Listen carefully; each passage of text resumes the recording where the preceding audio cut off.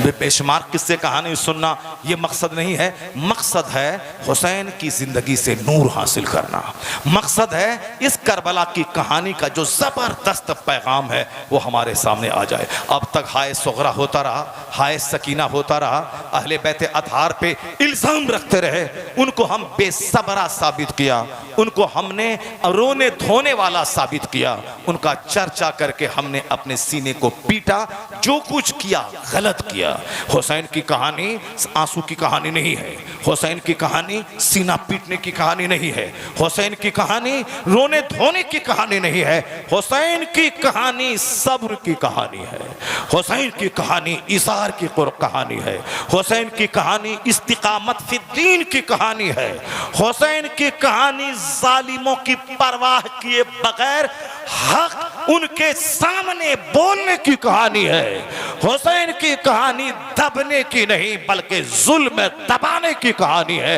हुसैन की कहानी रोने की नहीं, उनकी कहानी कयामत तक के लोगों के लिए फख्र की कहानी है।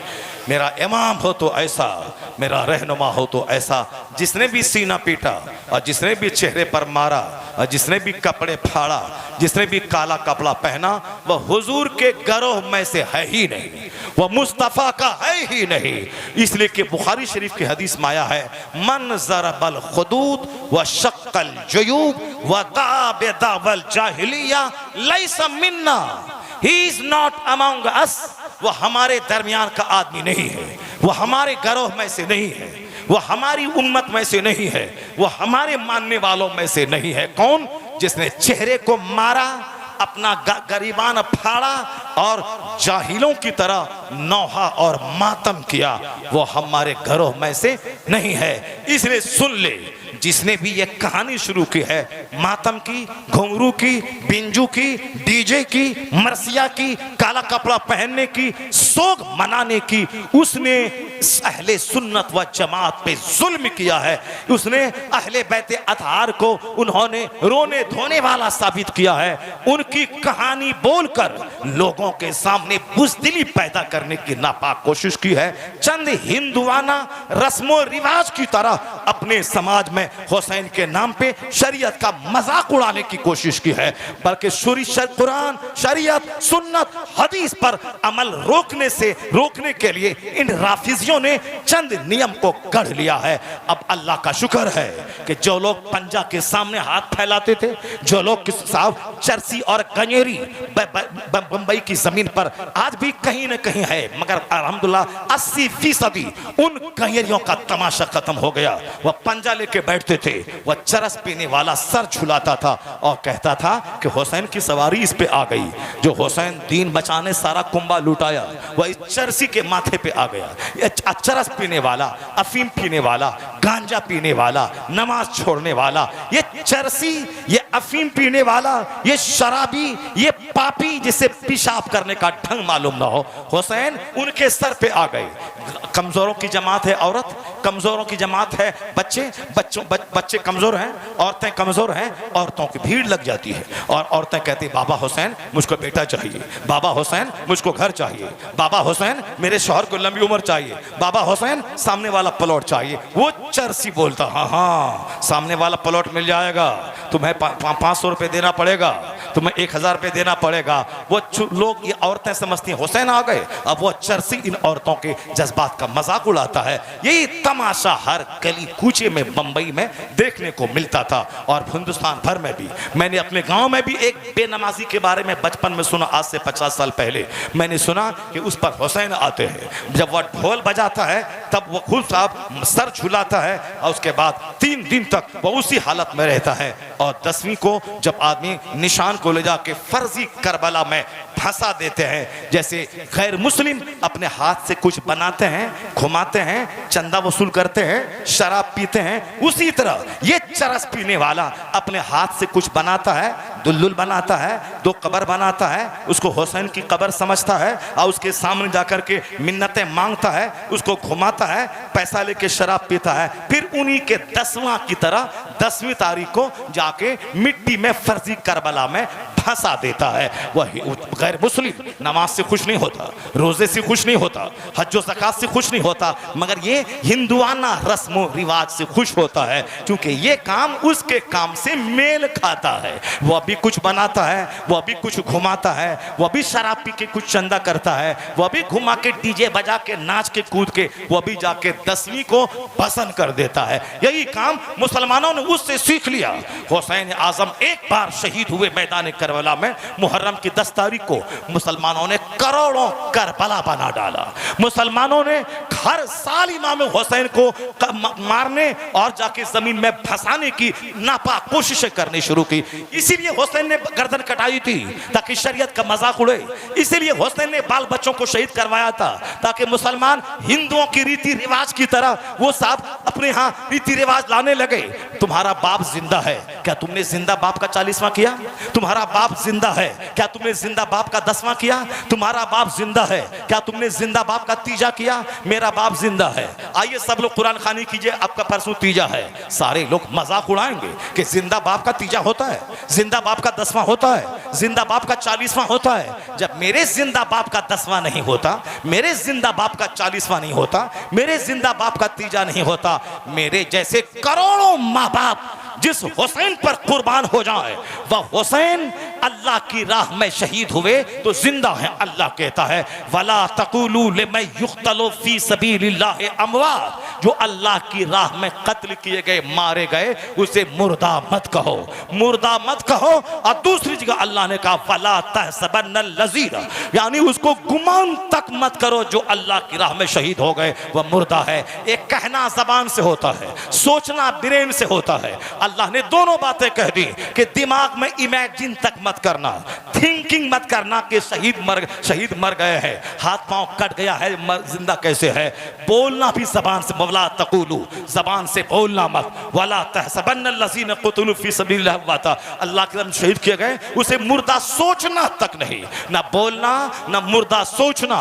ये अल्लाह के नजदीक इनको रोजी दी जाती है। अल्लाह की राह में कट गए, अल्लाह उनको दायमी जिंदगी दी थी। जो हुसैन जिंदा है उस जिंदे का 10वां कैसा, जो हुसैन जिंदा है उसका तीजा कैसा, जो हुसैन जिंदा है उसका 40वां कैसा, जो हुसैन जिंदा है उसका मातम कैसा, जो हुसैन जिंदा है उसके नाम पे सोग मनाना कैसा, काला कपड़ा पहनना कैसा। ए सुन्नी, तुमने राफिजियों का शार अपनाया, तुमने हुसैन आजम के इन कत्ल करने वालों, सीना पीटने वालों को कि तुमने पैरवी की। क्या हुसैन आजम को गौसे पाक नहीं मिले थे कि गौसे पाक के सर पे आ जाए? क्या गरीब नवाज नहीं मिले थे उनके सर पे आ जाए? क्या महबूब इलाही नहीं मिले थे उनके सर पे आ जाए? क्या आला हजरत नहीं मिले थे उनके सर पे आ जाए? क्या ताजुल शरिया नहीं मिले थे उनके सर पे आ जाए? क्या हुसैन कोई चरसी मिला था या गंजेड़ी मिला था, ये शराबी मिला था, ये पापी मिला था, ये समाज का सबसे नाकारा, बदबख्त और बदमाश और बदकुमाश, ये बेनमाजी मिला था?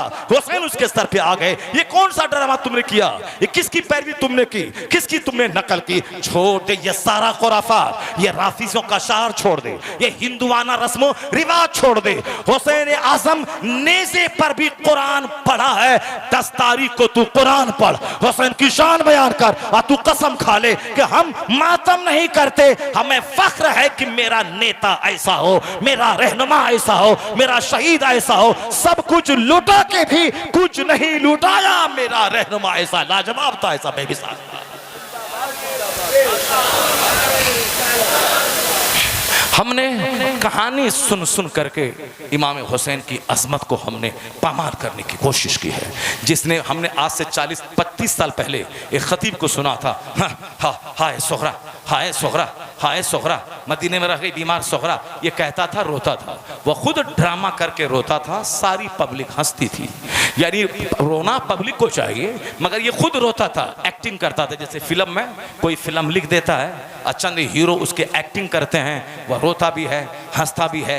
1 मिनट पहले हंसना, 1 मिनट पहले रोना, उसको तो चूंकि उसी रोल प्ले करने का ही पैसा मिलता है, इसीलिए वो एक्टिंग करता है। उसी एक्टिंग को देखकर हमारा कुछ मौलवी 1 मिनट पहले रोता है, 1 1 मिनट के बाद फिर चिंकारने लगता है। हम लोग जब कभी रोते हैं, ऐसा तो रोते नहीं हैं, मगर कभी अगर रोना आता है तो संभलने में आधा घंटा लग जाता है। संभलने में, रोते वक्त तो कुछ बोला नहीं जाता है। जैसे कभी कोई आंसू निकल गया तो बीवी से बात करने को मन नहीं करता, किसी मुसीबत में कोई परेशानी आ गई। ये तो अभी 1 मिनट पहले रोया, 1 मिनट पहले हंसा, 1 मिनट पहले कहा, 1 मिनट के बाद हाय सोहरा करके रोना है।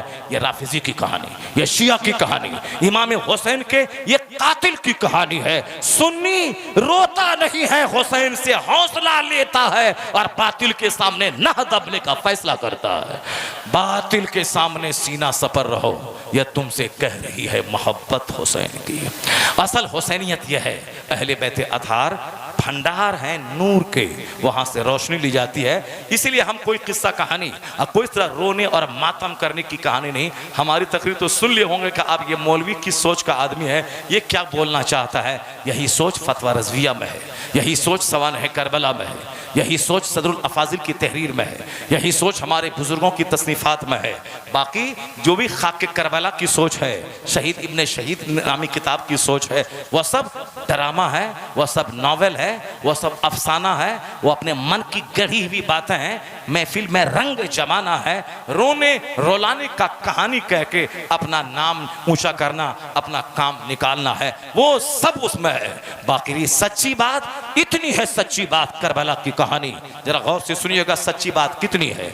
एक बहुत बड़े बुजुर्ग मुहद्दिस आज़म पाकिस्तान मुफ्ती सरदार अहमद खान रहमतुल्लाह ताला अलैह, जिनके बारे में एक बार मुझको मक्का हरम शरीफ में मस्जिद हराम, जो खाने काबा के चारों तरफ जो मस्जिद है वह मस्जिद हराम है, मस्जिद नबवी मदीना शरीफ में, मस्जिद हराम खाने काबा के चारों तरफ जो मस्जिद है, जो उसको मस्जिद हराम बोला जाता है, वो इज्जत वाली मस्जिद में मैं बैठा हुआ था। एक पाकिस्तानी कहा, आप मुफ्ती सरदार अहमद साहब को जानते हैं? मैंने कहा हाँ, वो मुहद्दिस आज़म पाकिस्तान है, मैंने सुना है वो बरेली शरीफ में पढ़े हैं, बहुत मुत्तकी परहेजगार, बहुत बासलाहियत, पाकिस्तान के सबसे बड़े मुहद्दिस। हिंदुस्तान पाकिस्तान के बंटवारे के बाद वो वहाँ चले गए। बहुत मुत्तकी परहेजगार, फजूल बातें नहीं करते थे, एक मस्जिद में इमामत करते थे। उनकी कहानी उन्होंने बयान किया। इमामत करते थे, शाम में बच्चों को पढ़ाते थे। बच्चे तो बच्चे हैं, वो तो खाने काबा के पास जाके खेलने लगते हैं। बच्चा तो बच्चा होता है, वो तो मस्जिद नबी में बच्चा खेलता है, बच्चा तो बच्चा होता है। वो तो सरकार दो जहां की गोद में इमाम हुसैन खेल रहे हैं, बच्चा तो बच्चा होता है। इमाम शाफी 9 साल की उम्र में आलिम बन गए, हमारा बच्चा तो 14 साल में अली बा पढ़ता है। इमाम शाफी इतने ज़हीन थे कि 9 साल ही में आलिम बन गए, पगड़ी बांधकर दरसगाह में बैठकर बच्चों को पढ़ाने लगे। इसी दरमियान एक चिड़िया आई, खेलने लगी, सर से पगड़ी उठाया, उस चिड़िया पे डाल दिया, यानी पगड़ी के अंदर वह दोनों चिड़िया फंस गई। इमाम शाफी का ये अमल देखने के बाद एक आदमी बोला, इमाम ये क्या है, ये क्या है, ये तो बच्चों का खेल हो गया। इमाम शाफी मुस्कुराते हुए कहते हैं, हाँ अस्सबीयो फस्सबी वलो काना इब्नु नबी, बच्चा तो बच्चा होता है, अगर नबी का बच्चा क्यों ना हो, बच्चा तो बच्चा होता है। ये है बच्चा। इमाम मगर आजकल पब्लिक समझती नहीं है। पब्लिक क्या कहती है? पब्लिक कहती है, अरे मौलाना साहब बच्चे मस्जिद में खेल रहे हैं, बच्चे मस्जिद में दौड़ रहे हैं, तरबियत नहीं है। स्कूल कॉलेज का बच्चा सड़क पे बस रोक रहा है, बस में डंडा मार के शीशा फाड़ रहा है, वहाँ कुछ चंदा मांग करके बच्चा साहब बिस्किट खा रहा है, टॉफी खा रहा है, उसको कोई नहीं बोलता, अरे खबरदार नहीं, बस नहीं रोकना चाहिए, डंडा नहीं मारना चाहिए, दूसरों से भीख नहीं मांगना चाहिए, आप लोग पढ़ने वाले बच्चे हो, पढ़ो लिखो, ये सब ड्रामाबाजी मत करो, कोई नहीं बोलता। मदरसा का बच्चा थोड़ा मस्जिद में दौड़ा घुमा तो हमारी पब्लिक बोलती है, अरे मौलाना साहब आप हैं, बच्चा को नहीं रोकते हैं। यानी पता नहीं क्या सोचते हैं लोग मदरसे के बच्चों के बारे में। ये आसमान से टपक पड़ा है, ये बच्चा नहीं खेलेगा, नहीं कूदेगा।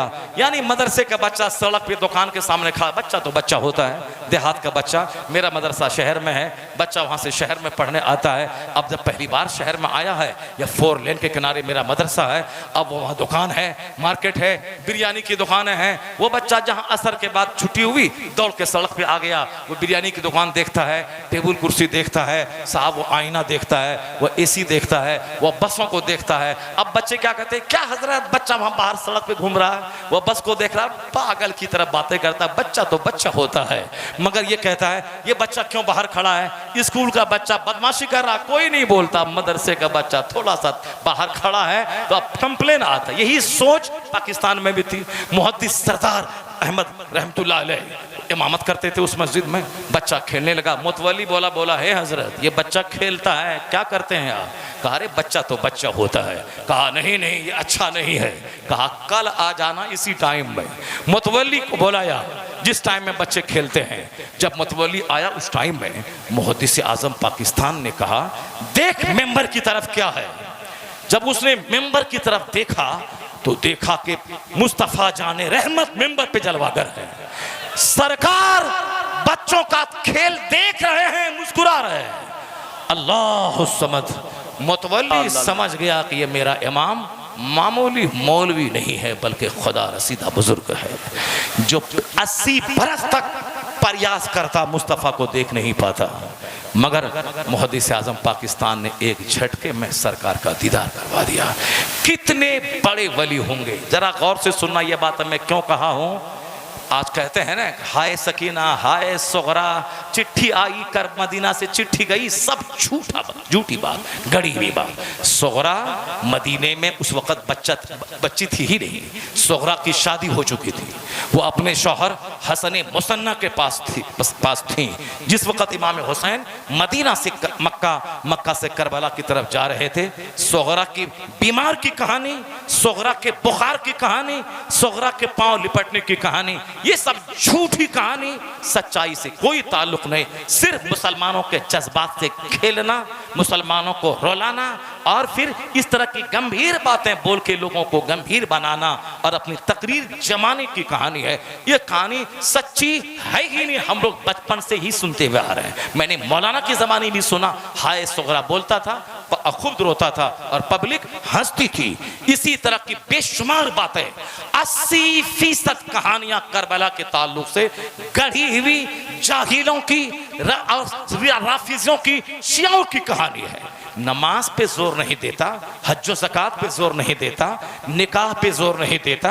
न इस्लाम नमाज का मजहब है, रोज़े का मजहब है, हज ज़कात का मजहब है। 100 हदीसें नमाज की फजीलत पे, 100 हदीसें नमाज छोड़ने की मजम्मत पर, नमाज छोड़ने की मजम्मत पर। ये इस्लाम का पिलर है जिस पर इस्लाम की छत खड़ी है, उस पर जोर नहीं देता। बस हाय सकीना हाय ज़ैनब, चिट्ठी आई, मरसिया आया, करबला के मैदान में है, चिट्ठी आई, जनाब कासिम की शादी सकीना से हो रही है करबला के मैदान में। वहाँ है खून की कहानी, वहाँ है लाश की कहानी, वहाँ अपने दोस्तों जानेसारों की कत्ल और शहादत की कहानी, 22,000 तलवार के सामने ईमान बचाने की कहानी। वहाँ इन लोगों ने शादी की कहानी जोड़ दिया है कि वहाँ मेहंदी लगी, शादी हुई, इमाम हसन का बेटा कासिम आया, बाप की चिट्ठी दिखलाया, अपने भाई की वसीयत पर अमल करते हुए इमाम हुसैन ने कहा ठीक है तैयार करो अपनी बेटी सकीना को, उनसे शादी करवा दी। सकीना से बड़ी थी सुगरा, मगर यहाँ सकीना से छोटी साबित किया जा रहा है। जनाबे सकीना को साहब न जाने क्या क्या बाबा जाने लगे, ऊंट का पांव पकड़ने लगे, देखा ऊंट आगे नहीं बढ़ रहा है, नीचे देखा सकीना है। सब झूठ की खेती करने वाला, फिल्म के डायलॉग की तरह दूसरों को रुलाने और रुलाने वाला, यही कहानी है। वो बुजुर्ग मुहद्दिस आज़म पाकिस्तान जिसने मुस्तफ़ा का दीदार करवाया। अब तुमको तो मालूम हो गया हो किस ऊंचे कद के वो आलिम हैं, कितने बड़े बुजुर्ग हैं। उनसे किसी ने कहा कि हुजूर करबला की सच्ची मुस्तनद कहानी बयान कीजिए।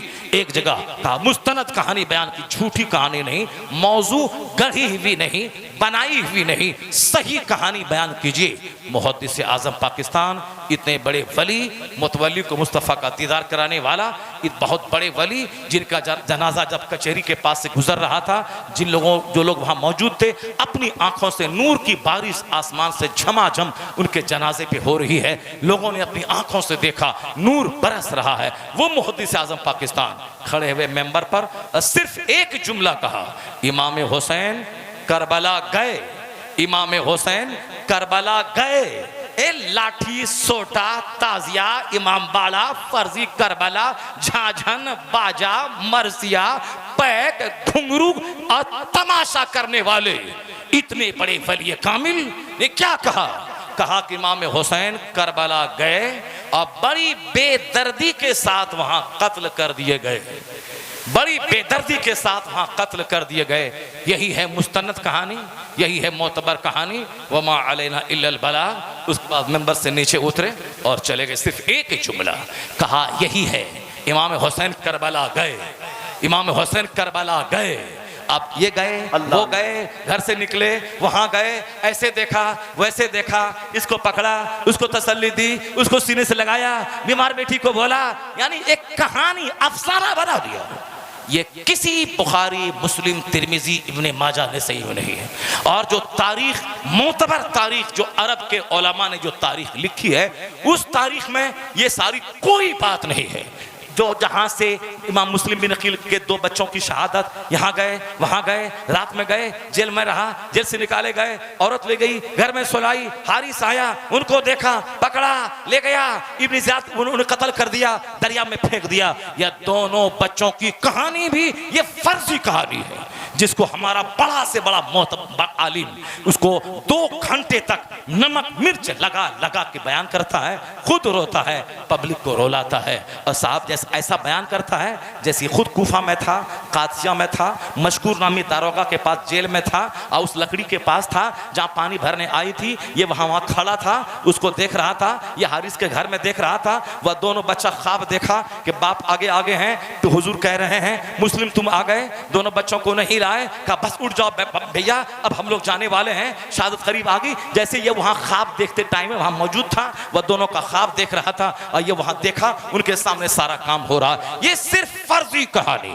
जैसे फिल्म की कहानी सब फर्जी मन गढ़त दिमाग की उपज है। सच्ची कहानी यही है, क्या है जो मैं बयान करने जा रहा हूँ, और जो मुहद्दिस आज़म पाकिस्तान ने बयान किया। वजह चाहे जो रहे, हालात चाहे जैसे बने, इमाम हुसैन मक्का मदीना से निकले, मक्का गए, मक्का से करबला गए।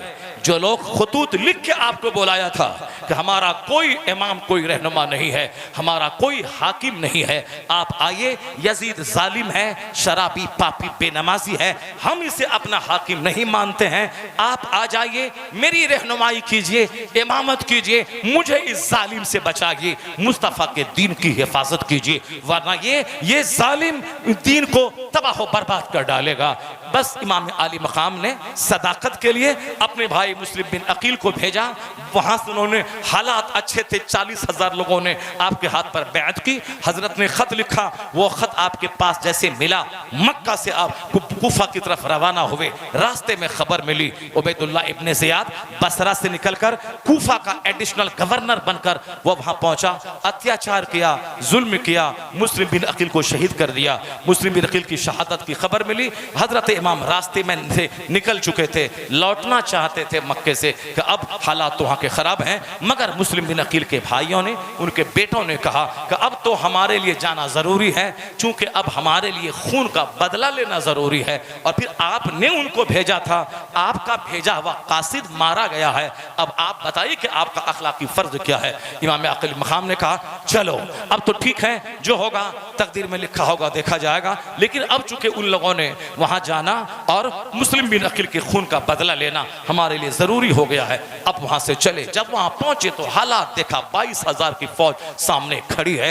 उन लोगों ने कहा कि आप यजीद की बैत कर लीजिए। इमाम आली मकाम ने कहा ये तुम्हारे खत हैं, तुमने लिखा है, ए फला फला नाम ले लेके कहा तुमने खत लिखा था, कहा हमने खत नहीं लिखा है। इमाम अली मकाम ने कहा अगर तुमने खत नहीं लिखा है और तुमने नहीं बुलाया है, तुमने बेवफाई की है, तो अब सुन ले, या तो मुझको मदीना वापस जाने दे। अगर जंग लड़ने के लिए हुसैन आते, जो कहते हैं सत्ता के लिए, गद्दी के लिए, कुर्सी के लिए गए थे, वो जो इल्जाम लगाते हैं, अगर बात यही होती तो जो कुर्सी के लिए दुश्मन से लड़ने जा रहा है, कुर्सी छीनेगा, सत्ता पे कब्जा करेगा, वह बीमार अली असगर को लेके जाएगा, वो अपनी औरतों को लेके जाएगा, वो अपने 2-4 साथी को लेके वहां कई हजार फौज से टकराने जा रहा है।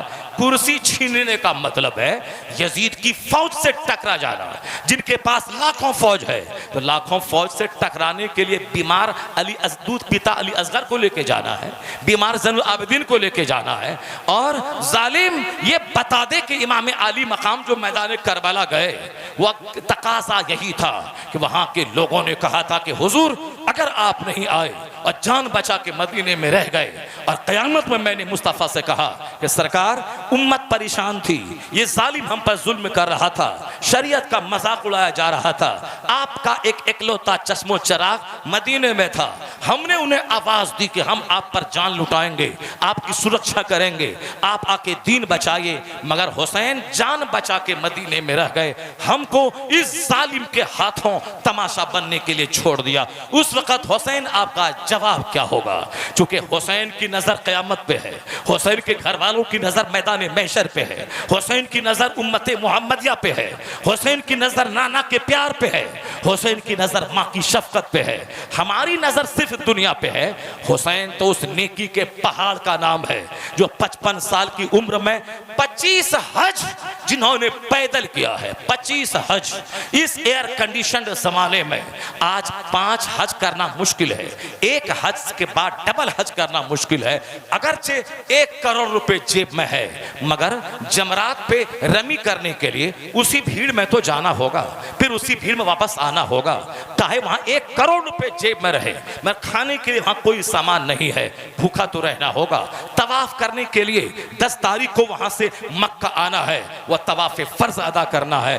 गाड़ी नहीं है, सवारी नहीं है, 40 लाख 50 लाख इंसान का सैलाब है, 4 किलोमीटर दूर पैदल चल के मक्का आना है, तवाफ करना है, फिर वापस जाके रात मिना में गुजारना है, मिना में गुजारना है। 50 करोड़ पैकेट में रहे, मगर वहां मुशक्कत उठानी पड़ेगी, प्यासा रहना पड़ेगा, पैदल चलना होगा, या मुंह मांगा पैसा टैक्सी वाले को अगर दे भी दिया तो 5 मिनट का रास्ता है, 5 किलोमीटर, उसको 4 घंटे तक रहना पड़ेगा टैक्सी पे। चूंकि रास्ता खाली रहेगा तब ना टैक्सी दौड़ेगी। जो लोग हज किए हैं, हज करवाए हैं, वहां काम काज किए हैं, उनको सब कुछ मालूम है। इस एयर कंडीशनड खेमे के जमाने में मीना का खेमा एयर कंडीशन, अरफात का खेमा एयर कंडीशन, मुजदलफा में आमतौर पर चूंकि वहां रहना है आधा घंटा 1 घंटा 2 घंटा, इसीलिए मैदान में पड़े रहिए। हुदूद मुजदलफा में इशा मगरिब पढ़िए, इशा पढ़िए, फिर वहां फजर की नमाज पढ़ने के बाद जब दिन चमकने लगे, सूरज निकलने से पहले वहां से मीना के लिए कूच कर जाइए। इस आराम के जमाने में डबल हज करना कितना मुश्किल है, हज करने वाले से पूछिए। मगर आज से 1400 साल पहले कटीली राह, संगलाख राह, पथरीली राह, जहां पांव जख्मी हो जाते थे, आला किस्म के घोड़े और ऊंट साथ में मौजूद है, मगर इमाम हसन इमाम हुसैन उस घोड़े पे सवार नहीं होते थे, पैदल चलते, पांव जख्मी हो जाता, जख्मों से छल्ली हो जाता, गुलाम कहता हुजूर घोड़े पे सवार हो जाइए, मगर इमाम आली मकाम कहते नहीं, मैं पैदल हज करूंगा। अल्लाह की राह में जो चलता है, जो पांव गर्द आलूद हो जाते हैं, जिस पांव पे मिट्टी लगती है, वहां वहां जहन्नम की आग हराम हो जाती है। यह है खुदा की राह में अपने पांव में मिट्टी लगवाने की फजीलत। फी सबीलिल्लाह, खुदा की राह में हजरत उसामा बिन ज़ैद जब सरकार का भेजा हुआ लश्कर सिद्दीक अकबर के खलीफा बनने के बाद जब वो रवाना हुआ, साहबा ने मशवरा दिया था कि हुजूर फौज को बाहर नहीं भेजा जाए, मदीने में ईंट से ईंट बजाने के मुंतजिर यहाँ के मुनाफिक, यहाँ के यहूदी वो मुंतजिर है कि मुस्तफ़ा पर्दा फरमाए, हम ईंट से ईंट बजा देंगे। अब इस हाल में जब फौज यहाँ से निकलेगी, काफिरों को पता चलेगा, वो मदीने पे हमला करेंगे तो क्या होगा? सिद्दीक अकबर ने कहा ऐसा नहीं होगा।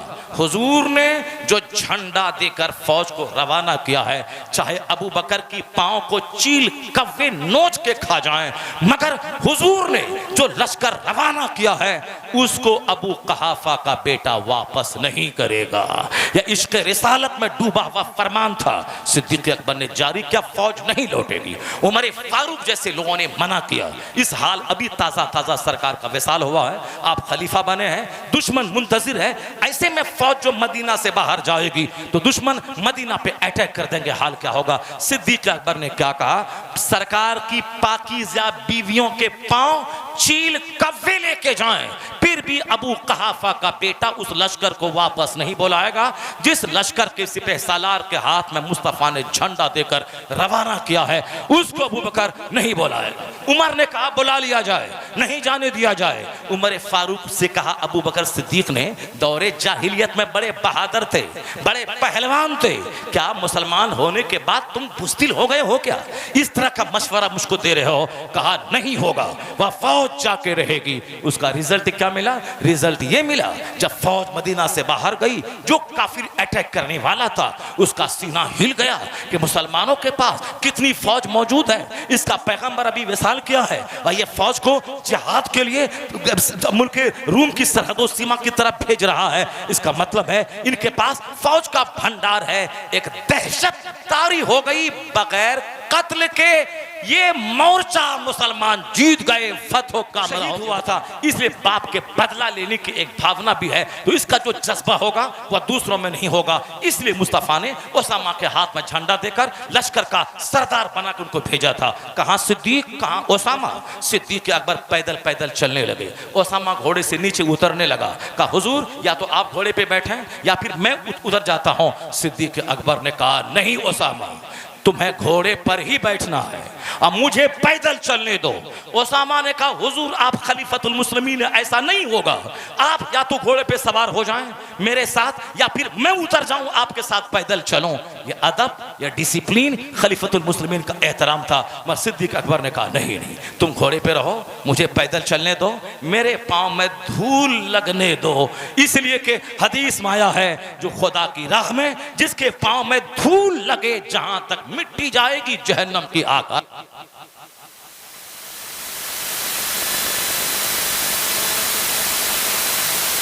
वाह, बस इतनी देर तक बैटरी खत्म हो जाती है, फौरन बैटरी खत्म हो जाती है।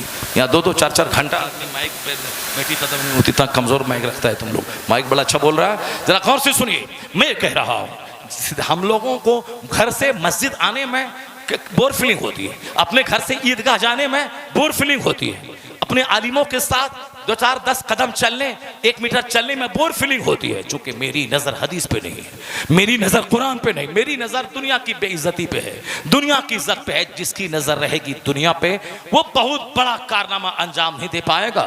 चूंकि दुनिया जलील है, जलीलों को ज्यादा दी जाती है। यहाँ की इज्जत आर्जी, यहाँ की दौलत आर्जी, यहाँ की जिंदगी आर्जी, आखिरत दायमी, वहाँ की इज्जत दायमी, वहाँ की जिल्लत भी दायमी। इसलिए ला ऐशा इल्ला ऐशुल आखिरा। हुजूर मस्जिद नबवी की तामीर के वक्त में ही कहा करते थे, आराम नहीं है मगर आखिरत का आराम। ला खैरा इल्ला खैरुल आखिरा, भलाई नहीं है मगर आखिरत की भलाई। हर मौके पे अपने घर में अपने बाल बच्चों के सामने आखिरत की बात करें, अपने बाल बच्चों के सामने जन्नत की बात करें, हमेशा अपने घर में आखिरत की बात करें, अपने घर में मौत का चर्चा करें। हदीस में आया है, जो रोजाना अपने घर में 20 बार मौत का चर्चा करता है, वो अपने घर में क्यों ना मर जाए, अल्लाह उसको शहादत का मर्तबा अता फरमाता है। जो रोजाना 20 बार मौत को याद करेगा, अल्लाहुम्मा बारिक ली फिल मौत व फीमा बादल मौत, ए अल्लाह मौत में बरकत दे, मरने के बाद की जो जिंदगी है उसमें बरकत दे। इसका अगर आप 25 बार दुआ में इसको कहते हैं, इसका मतलब 25 बार आपने दुआ में मौत का चर्चा किया। अपने बाल बच्चों के सामने मौत का जिक्र कीजिए। यहाँ तो जहालत की वजह से हमारे दरवाजे पे बाल्टी में पानी रखा रहता है, किसी को दफन करने जाइए। एक बार एक गांव में मैं गया, जब कब्रिस्तान से लौटा तो सब मुसलमान के दरवाजे पे बाल्टी में पानी रखा हुआ है। मैंने कहा जुमा के दिन जुमा की नमाज कितनी अहम नमाज होती है, लोग बाहर से आते हैं। अब चूंकि जोहर की नमाज चलो कज़ा पढ़ लेंगे, मगर जुमा की तो कज़ा हो नहीं सकती है, उसके बदले में जोहर पढ़ना पड़ेगा। जुमा की बड़ी नमाज है, अब वहाँ जल्दी से सामने पानी अवेलेबल नहीं है, ये दौड़ के वजू करने जाएगा, नमाज जुमा छूट जाएगी। चूंकि खुतबा खत्म होने वाला है, नमाज खड़ी होने वाली है, वहाँ दरवाजे पे पानी रखना चाहिए बाल्टी में, ताकि कोई भी मुसाफिर कहीं से आया जल्दी से वजू करेगा, नमाज में शामिल हो जाएगा। वहाँ एक बदना पानी नहीं मिलता, लेकिन वो वहाँ दफना के आए, हर दरवाजे पे बाल्टी में पानी, ताकि लोग वहाँ से आए, मिट्टी को झाड़ लें, धो लें, पैर भी धो लें। क्यों?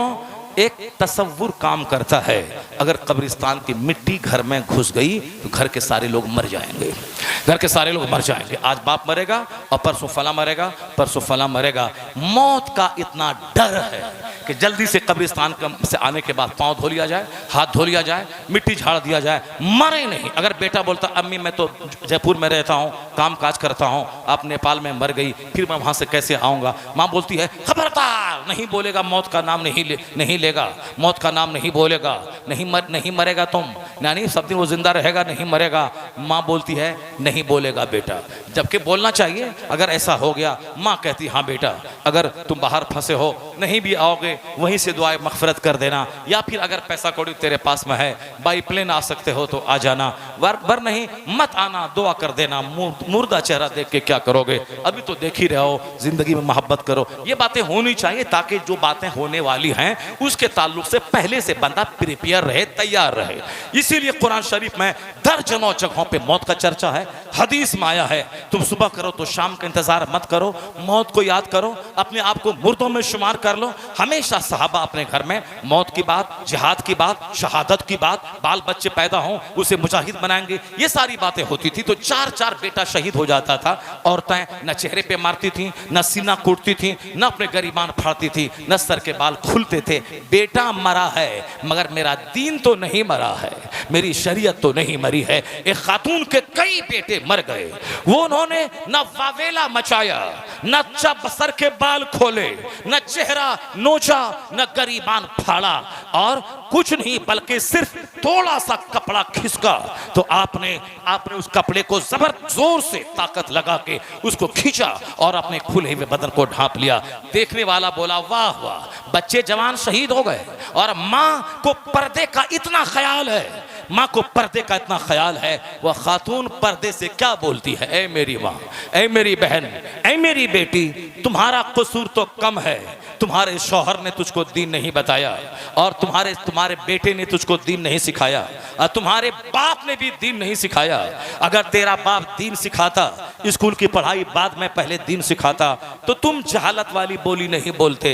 अगर तेरा शौहर तकरीर सुनने के बाद तेरे घर में आके अहले बैत की फजीलत सुनाता, अहले बैत के कारनामे को बताता, तो फिर तुम इस तरह जहालत वाली बोली नहीं बोलते। न तेरा बेटा तुझको दीन बोलता है, न तेरा शौहर तुझसे दीन बोलता है, न तेरा बाप तुझसे दीन बोला, तो फिर तुम्हारा क्या हाल हुआ? घर में शौहर मर गया, अब सर के बाल खुल गए, सीना पीटने लगे, दीवार टकराने लगे, नहीं सदमा सा पाए, खुद मर गए, अटैक आ गया, शौहर अपना मरा, ये अलग मर गई, बेटा मरा, ये अलग नर्वस हो गई, खतरनाक बीमारी को उन्होंने दाद दिया, ब्लड प्रेशर हाई हुआ, फालिज ज़दा हो गई। बहुत सारी औरतें सदमे को ताब नहीं ला सकती हैं, अचानक प्रेशर बढ़ा, फालिज ज़दा हो गई, शौहर अलग मरा, बेटा अलग मरा, ये अलग मफलूज होकर घर वालों के लिए बोझ बन गई। सब्र, हिम्मत, तहम्मुल, कनात, ये जो इस्लाम की बुनियादी कहानी है, कुरान फार्मूला है, और अहले बैत मुस्तफ़ा ने प्रैक्टिकल करके उसको दिखाया है। कुरान ने कहा सब्र करो, अहले बैत ने प्रैक्टिकल में सब्र करके दिखाया। कुरान ने कहा इस्तिकामत फी दीन से काम लो, अहले बैत इस्तिकामत का लाजवाल कारनामा अंजाम करके दिखलाया। इस्लाम ने कहा गरीबों, मिस्किनों, कैदियों को खैरात करो, अपनी जरूरत पे दूसरों की जरूरत को तरजीह दो। अहले बैत मुस्तफ़ा ने 3 दिन से फाका करके, रोजा करके इफ्तार के लिए रोटी तैयार की थी।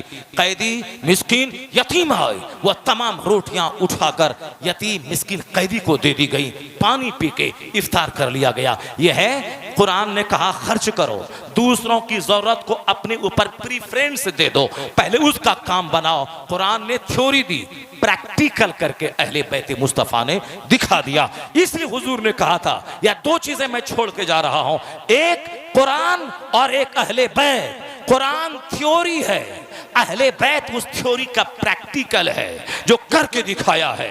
इबादत करना, रात रात भर जाग करके कयाम और सजदे में गुजारना, यह सिलेक्टेड लोगों की पहचान है जो कुरान ने कहा वल्लज़ीना युबीतूना लिरब्बिहिम सुज्जदन व क़यामा। अहले बैत अतहार ने रात रात भर एक सजदे में सुबह करके बता दिया कि किस तरह लंबा क़याम होता है, लंबा सजदा होता है, लंबा रुकू होता है। कुरान ने थ्योरी दी, अहले बैत अतहार ने प्रैक्टिकल करके दिखाया। कुरान ने कहा हम तुम्हें आजमाएंगे, वलनब्लुवन्नकुम बिशैइन मिनल खौफ वल-जू व नक्सिम मिनल अमवाल वल अनफुसि वस्समरा।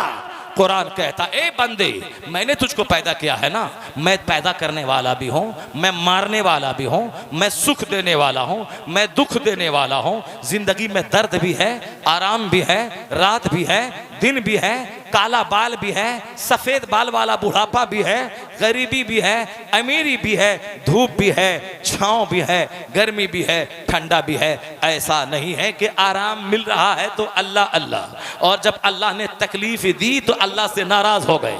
ऐसा नहीं है कि तंदुरुस्त हैं तो अल्लाह अल्लाह, फातिहा, मिलाद, दुआ, दरूद, मज़ार, फातिहा, बताशा, शकरपाला सब है।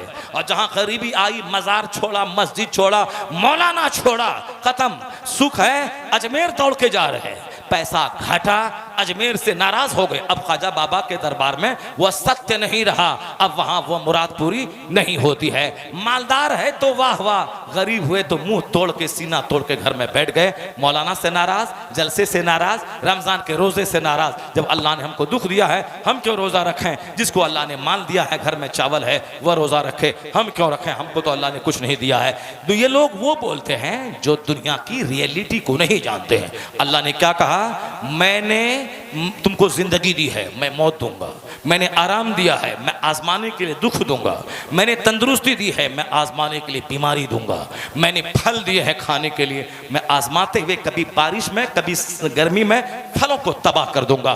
देखूंगा कि तू आराम में क्या बोलता है और दुख में क्या बोलता है। अल्लाह ने कहा वलनब्लुवन्नकुम, मैं जरूर आजमाऊंगा तुझे। वी विल टेस्ट यू, मैं तुझे जांचूंगा।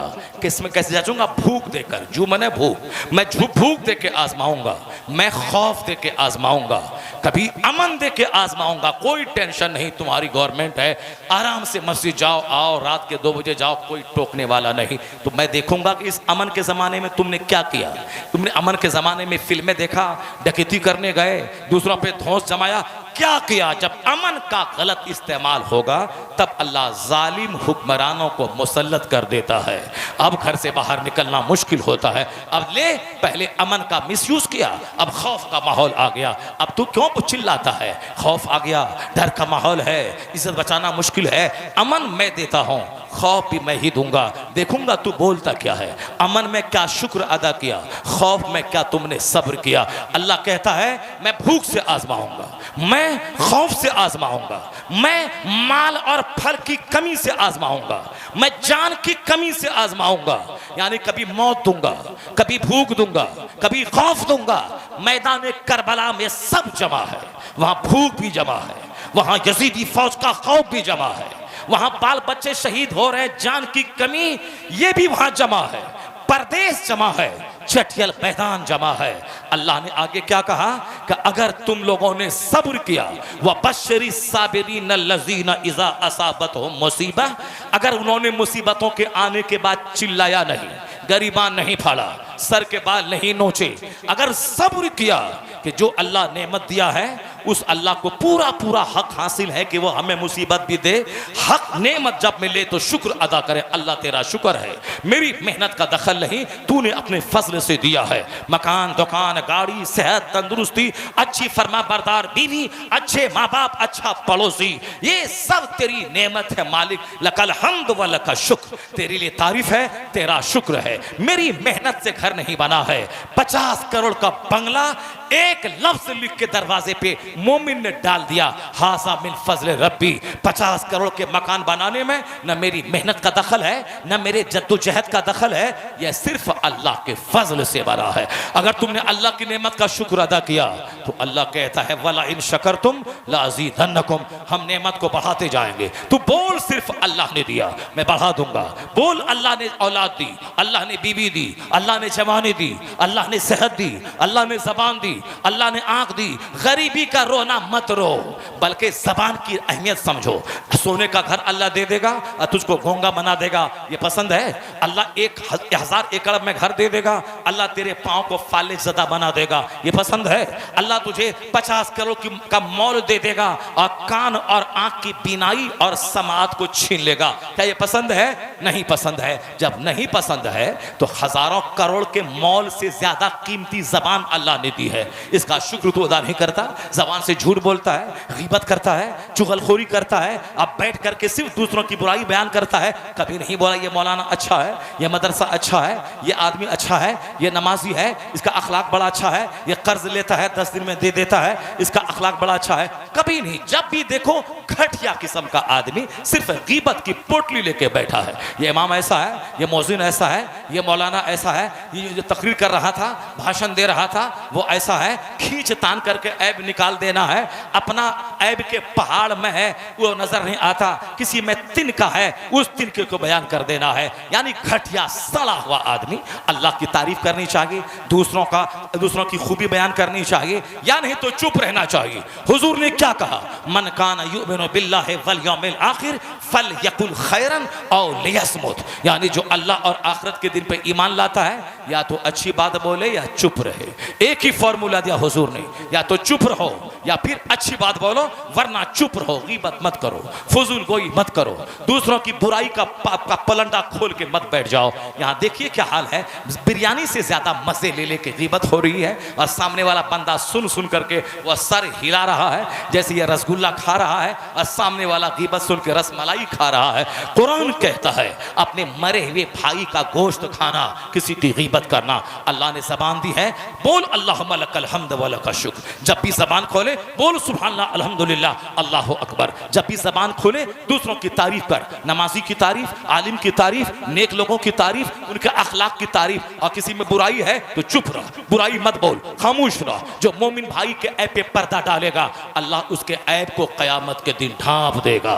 तो आज तुम खींच तान के दूसरों को जलील करना चाहता है, ए जलील करने वाला। मुस्तफा की हदीस तुमने सुनी और गाना सुनो और व्हाट्सएप सुनो और दूसरों का मुंह देखो और सनीमा देखो।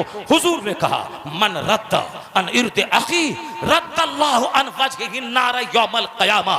ये बुखारी शरीफ के हदीस में आया। मुस्तफा फरमाते हैं who will honour the who will protect the honour of his brother. जो अपने भाई की इज्जत की हिफाजत करेगा, इसको सामने वाला कोई जलील कर रहा है, इसका ऐब बयान कर रहा है, अब मैं उससे लड़ गया, खबरदार, जो तुम समझ रहा है वैसा वो नहीं है, उसमें ये खूबी है, उसमें ये खूबी है। अगर हमने मोमिन भाई की इज्जत की हिफाजत की तो अल्लाह के रसूल कहते हैं रद्दल्लाहु अन वजहिही नार यौमल क़यामा। अल्लाह उसके चेहरे को जहन्नम की आग से बचा देगा। ए मोमिन जरा जोर से बोलो ला इलाहा इल्लल्लाह, हाथ उठा के बोलो मुहम्मदुर रसूलुल्लाह सल्लल्लाहु अलैहि वसल्लम।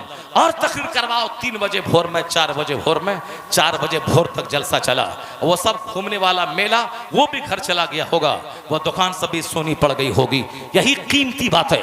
अगर 10 बजे हो गई होती, 11 बजे हो गई होती, तो जो दूसरों का मुंह देख करके मेला में वह हलवा और पराठा देख के चला गया, कम से कम वो भी इसी बहाने बैठ गया होता और 2-4 बातें सुन लेता, एक हदीस सुन के चला जाता। वह कभी दूसरों की इज्जत के पीछे पड़कर उसको जलील करने की फिक्र नहीं करता। मुस्तफा कहते हैं जो मोमिन भाई की इज्जत की हिफाजत करेगा अल्लाह उसके चेहरे को जहन्नम की आग से बचा देगा। जो दूसरों का ऐब यहाँ छुपाएगा कयामत के दिन अल्लाह उसके उयूब की पर्दा पोशी करेगा। उसके उयूब की एक ऐब छुपाओ, अल्लाह तेरे बहुत सारे ऐब कयामत के दिन छुपा देगा, दूसरों के सामने जाहिर होने नहीं देगा। ये जबान नेमत, आंख नेमत, कान नेमत, या पेट में रोटी 10 पचाया, पच गया और पच गई सारी रोटियां और फिर भूखे हो गए, ये अल्लाह की नेमत। पांव से पैदल 5 किलोमीटर दूर पैदल चल रहे हैं, ये नेमत। जब इतनी खरबों की नेमत मौजूद है तो गरीबी का शिकवा क्यों है, बीमारी का शिकवा क्यों है, मकान नहीं इसका शिकवा क्यों है? सोने का घर बना लो तो भी मरने के बाद 2 गज जमीन कब्र में जाके जाना है, या फिर किराए के घर में रहो तो भी मरने के बाद उसी कब्र में जाना है। जब पैदा माँ के पेट से हुए अंजाम वही 2 गज जमीन है, तो फिर ये दुनिया के चंद दिन के चौचले के लिए क्यों रोना है, क्यों उसके लिए सीना पीटना है, क्यों परेशान होना है? नजर अहले बैते मुस्तफ़ा पे रही तो फिर दुनिया में जीना आसान हो जाएगा। अगर मुस्तफ़ा के घर वालों से नजर हटी, यह जिंदगी तेरे लिए बोझ और तेरे लिए मुश्किल हो जाएगी। जरा तुमने नहीं देखा, इमाम हुसैन रज़ी अल्लाह ताला अन्हो है, इमाम हुसैन मदीने में है। अब उनके सामने दो ऑप्शन मौजूद है। एक ऑप्शन है अमीर मुआविया रज़ी अल्लाह ताला अन्हो का विसाल हो गया है, उनका बेटा जबरदस्ती बाप की सत्ता पे काबिज हो गया है, उनके बेटे ने सत्ता को गस्ब कर लिया है। जबकि पहले का दस्तूर यह था कि सरकार के विसाल के बाद सिद्दीक अकबर मुसलमानों की राय से खलीफा चुने। सिद्दीक अकबर के विसाल के बाद उमर फारूक 10 साल के लिए मुसलमानों की राय से खलीफा बने। उमर फारूक की शहादत के बाद उस्मान गनी रज़ी अल्लाह ताला अन्हो वह 12 साल चंद महीना वह खलीफा रहे, मुसलमानों की राय से रहे। और हजरत उस्मान गनी की शहादत के बाद मुसलमानों की राय से हजरत मौला अली खलीफा बने। मौला अली की शहादत के बाद 40,000 अरबी लोगों ने इमाम हसन के हाथ पर बैअत की। इमाम हसन मुसलमानों की राय से खलीफा बने। हुजूर ने कहा था मेरे बाद 30 साल तक खिलाफत रहेगी, उसके बाद बादशाहत आ जाएगी। इमाम हसन तक खिलाफत है। खिलाफत अल्लाह के कानून की बालादस्ती, मुस्तफ़ा के नियमों की बालादस्ती और आम मुसलमानों की भलाई के लिए शासन करना। मुसलमानों की राय से उनका सबसे बड़ा मुत्तकी, सबसे बड़ा इल्म वाला, सबसे बड़ा बाअखलाक आदमी उसका इमाम होगा, उसका खलीफा होगा। जोर जबरदस्ती कोई बाप मरे तो अपना बेटा को खलीफा नहीं बनाएगा। यह है खिलाफत राशिदा, जो खिलाफत रुश्द और हिदायत पे थी, जो खिलाफत सरकार दो जहां की सच्ची जानशीनी का हक अदा कर रही थी। ये 30 साल तक इमाम हसन 6 महीना तक खलीफा रहे। हजरत अमीर मुआविया वह गवर्नर थे, कहाँ के? मिस्र के। हजरत उस्मान गनी के जमाने में वह गवर्नर रहे, 20 साल तक वह गवर्नर रहे। अब जब हजरत इमाम हुसैन खलीफा बन गए, मुसलमानों ने चुन लिया, हजरत अमीर मुआविया फौज लेकर दमिश्क से चले और कूफा की तरफ रवाना हुए। इमाम हसन 40,000 अरब उनके हाथ पर बैत किए थे, आप मेरे खलीफा हैं, आप दबेंगे नहीं, हम आपके लिए जान दे देंगे। हजरत इमाम हसन रज़ी अल्लाह ताला अन्हो ने आगे ये फौज लेके बढ़े। अमीर मुआविया आए, करीब था कि दोनों फौज आपस में लड़ जाती, लाखों आदमी का कत्ल हो जाता। अमीर मुआविया रज़ी अल्लाह ताला अन्हो सहाबी हैं, मुसलमानों के मामू हैं, वो नेक हैं, परहेजगार हैं, कातिबे वही हैं, उसमें कोई दो राय नहीं। वो बख्शे बख्शाए हैं। अगरचे जंगे जुमल और जंगे सिफ़ीन में हजरत अमीर मुआविया वो उनसे खता हुई है। हजरत मौला अली हक पर है, चूंकि खलीफा राशिद हैं, ये हक पर हैं, मगर उन सहाबा कराम की खताएं भी खताएं इज्तिहादी है। यही मेरे गौस ने, यही मेरे इमाम आजम ने, यही मेरे बुजुर्गों ने यही मुझको समझाया है। हुजूर ने कहा है ला तसुब्बु असहाबी, मेरे सहाबा को गाली मत दे, अकरिमु असहाबी, मेरे सहाबा की इज्जत कर। मैं मुस्तफ़ा की मानूंगा या जलील राफिजी की हिस्ट्री नहीं मानूंगा, इसकी तारीख नहीं मानूंगा। ए मुसलमान, तारीख पढ़ेगा तो जहन्नमी बन जाएगा, सिर्फ तारीख पढ़ेगा। और वो तारीख जो कुरान हदीस से टकराए, अगर उस तारीख पर यकीन करेगा, तारीख लिखने वाला मेरे जैसा कोई आदमी होता है। और आदमी पे अगर मोहब्बत छा गई तो मोहब्बत में वह बोदू को वो कुतुब बना देता है। अगर दिमाग में दुश्मनी रही, कुतुब अब्दाल को वह गली कूचेगा, सड़क छाप बना देता है। अगर आदमी के दिमाग में तासुब रहा, दुश्मनी रही या मोहब्बत का गलबा रहा, तो आदमी की तहरीर निष्पक्ष नहीं होती है, वह तटस्थ गैर जानिबदार नहीं होता है। तो तारीख लिखने वालों ने वहां पक्षपात किया है, जो मोहब्बत अहले बैत में सहाबा की तौहीन की है, और कुछ लोग सहाबा की मोहब्बत में अहले बैत की शान घटाया है। इसलिए वो तारीख जो हदीस कुरान से टकराए, उस तारीख को रद्दी की टोकरी में फेंक दिया जाएगा। और जो तारीख कुरान हदीस से ना टकराए, मुताबिकत करे, मवाफिकत करे, कुरान हदीस को तो माना ही जाएगा, उस तारीख को भी मान लिया जाएगा। जिन लोगों ने अमीर मुआविया को गाली दी, वह सिर्फ तारीख पढ़ा, हदीस नहीं पढ़ी, कुरान नहीं पढ़ा। तुम आज पैदा हुआ है, आज तेरे पेट में है 2 केजी पाखाना, ये पाखाना को पेट में लेके ढो रहा है। और वो शहीद हुए आज से 1400 साल पहले, या 1400 साल के तवील अरसे में किसने क्या लिखा, कब कैसे हालात पैदा हुए, तो तुम उस तहरीर की रोशनी में कैसे फैसला लेता है। जिस तरह मैंने कहा ना तुमसे, करबला के वाकयात में 80% कहानी में नमक नमक मिर्च लगाया गया है, अपनी तरफ से गढ़ लिया गया है। मुसलमान उसको सच समझते हैं। मैं अगर आज उसके खिलाफ बोलूं, लोग मेरा गरीबान थाम लेंगे, अरे मैं 50 साल से सुनते हुए आ रहा हूं, मगर बात वही सच है जो मैं कह रहा हूं। चूंकि आदमी कमजोरी का पुतला है। अकीदत में ताजिया आज लोग 50-100 साल से उठा रहे हैं। अगर मैंने कहा जिसमें दुलदुल है, जिसमें 2 कब्र है, जिसको घुमाया जाता है, नारियल फोड़ा जाता है, ये हराम है, हराम है।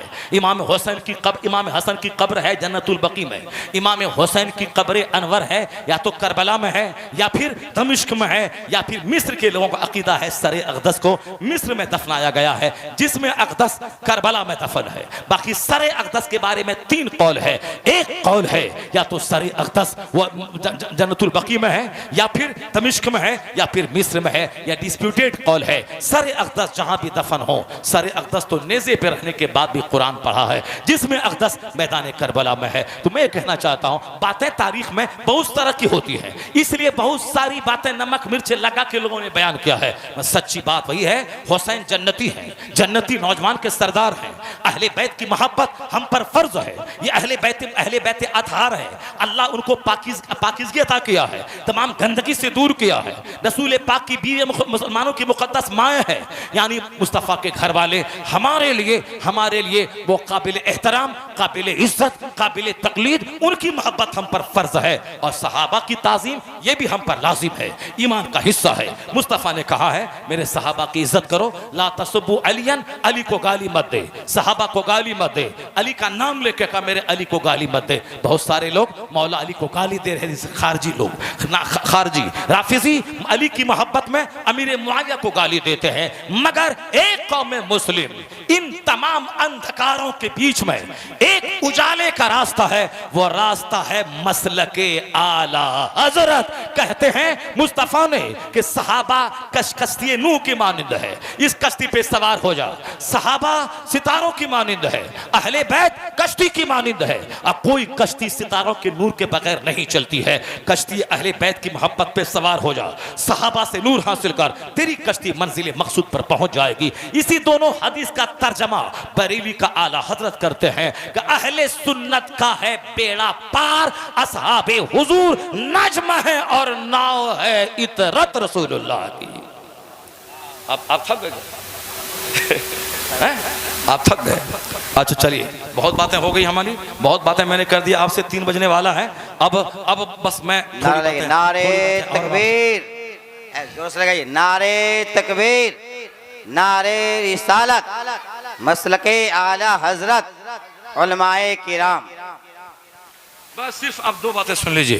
ये इसके ख़त्म के बाद, ये कहानी जहाँ तक डिटेल्स ख़त्म हो जाती है, उसके बाद सिर्फ 2 बात जो करबला की ज़मीन से आवाज़ आ रही है, वह 2 मैसेज आप तक पहुँचाऊँगा, तकरीर में ख़त्म कर दूँगा।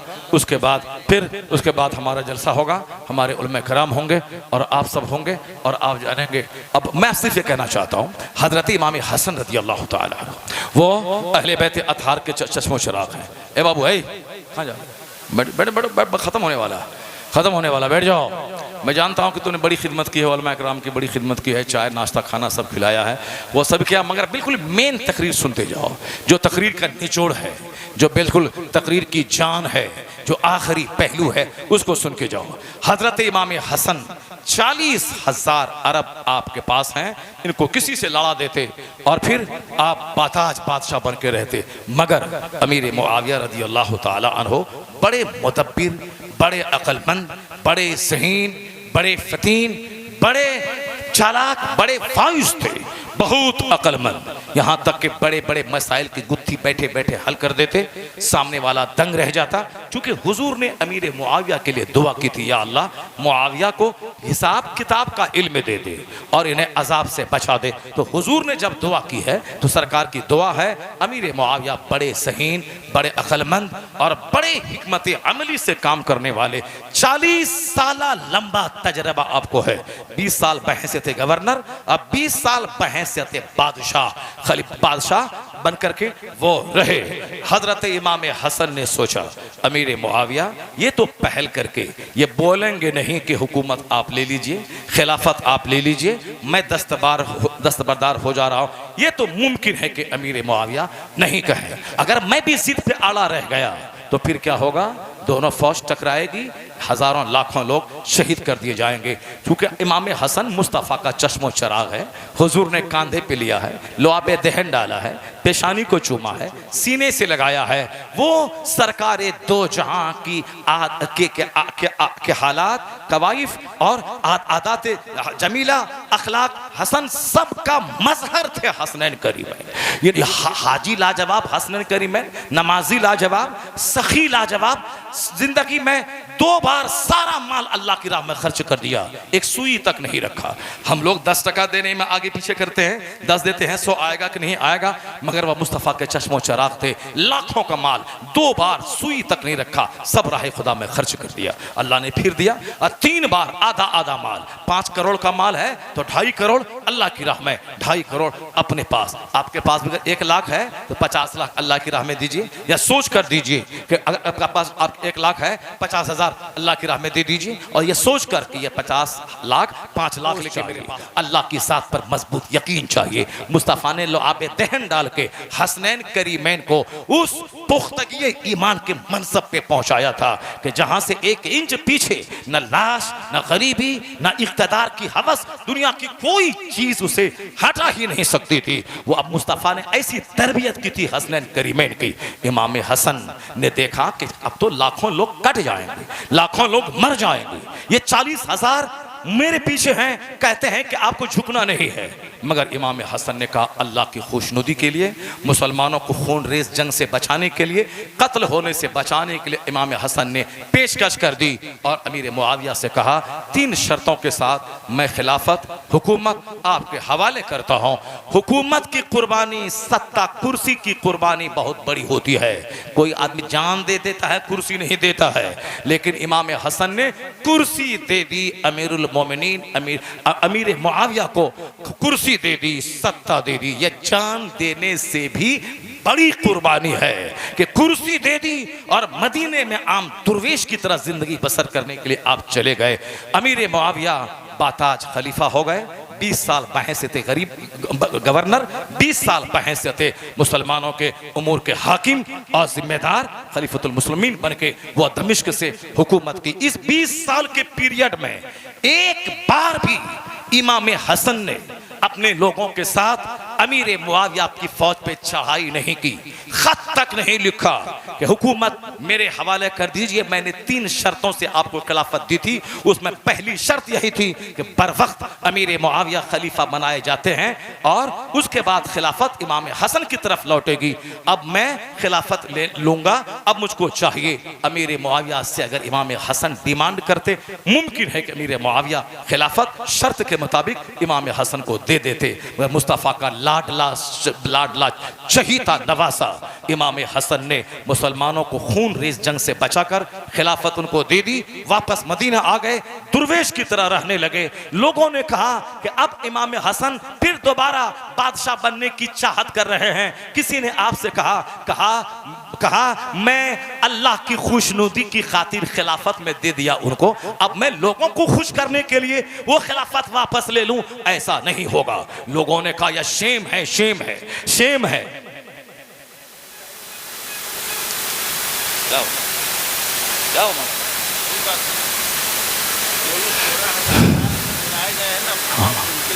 टाइम है नहीं, करें क्या करें, जाएं क्या करें। चलिए ठीक है, तो अब शायरी ही सुन लिया जाए। अब शायरों को जो बोला शायरी ही सुन लिया जाए बस। इमाम हसन रज़ी अल्लाह ताला अन्हु को मुसलमानों ने क्या कहा? ये शेम है, शेम है, शेम फॉर बिलीवर्स, यानी ये आरुल मुस्लिमीन है। 40,000 अरब इनकी तरफ से लड़ने को तैयार थे और इन्होंने बुज़दिली दिखाई, अमीर मुआविया को खिलाफत दे दी। हजरत इमाम हसन रज़ी अल्लाह ताला अन्हु ने क्या कहा? ये बात हम लोगों के लिए एक नूर का भंडार है। हम लोग आखिरत की सारी रुसवाई मोल ले लेते हैं, मगर दुनिया की झूठी इज्जत की खातिर गुनाह को नहीं छोड़ पाते हैं। मेरा नाम, मेरी मोच, मेरा नाम जलसे के पोस्टर में बड़ा नहीं दिया। अब चाहे अल्लाह की बात हो, रसूलुल्लाह की बात हो, अहले बैत की बात हो, कुरान की बात हो, कुछ नहीं सुनूंगा। ये मुनाफिकत है, ये गलत है, रजील खबीस मरदूद। इमाम हसन का नाम ज़बान से लेना छोड़ दे। इमाम हसन ने, सारे सहाबा ने, बुजुर्गों ने यही बताया है, यही सिखाया है। अपनी इज्जत खतरे में पड़ जाए तो खतरे में डाल देना, इस्लाम बचा लेना। हमारी इज्जत से बढ़कर इस्लाम की इज्जत, अहले बैत की इज्जत, सहाबा की इज्जत, बुजुर्गों की इज्जत है। रजील बोलता है मेरा नाम पोस्टर में नहीं दिया है, मैं मदरसे को बंद करवा दूंगा।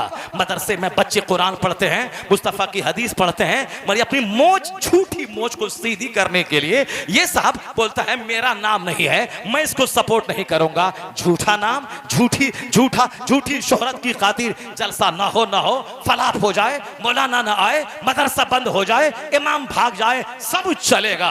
मैं दिखा दूंगा, देखा मुझसे पंगा लेने का अंजाम क्या हुआ। मदरसा बंद हो गया, मस्जिद बंद, तेरी इज्जत मिट्टी में मिल जाए। अकलमंदी का तकाजा है, यह बोल मेरा नाम मत दिया है मत दे, मेरा नाम छोटा दिया है छोटा दे, मुझको मत बोला, मुझको मत पूछ। इस्लाम का नाम होना चाहिए, सुन्नियत का नाम होना चाहिए, मसलक आला हजरत का नाम होना चाहिए। यही बुजुर्गों ने सिखाया है, यही अहले बैत ने सिखाया है। जलील किस्म के लोग, खबीस मरदूद किस्म के लोग, सुन्नियत चले खतरे में पड़ जाए ये गवारा है, मगर अपनी मौज सीधी रहे। ये खबीस किस्म के लोग वो हैं जिसको हदीस में कहा गया है इन्ना शर्रल खल्क़ शरारुल उलमा, मखलूक में सबसे बुरे वो हैं जो बुरे आलिम हैं, मखलूक में सबसे अच्छे वो हैं जो अच्छे आलिम हैं। अच्छे आलिम नाइबे पैगंबर है, और बुरे आलिम वो हैं जो अपने वजूद से फितना मिटाते नहीं है, फितना उठाते हैं। अब फितना समाज को फितना में घसीट कर लाते हैं, वह फितीन काबिल एहतराम नहीं है।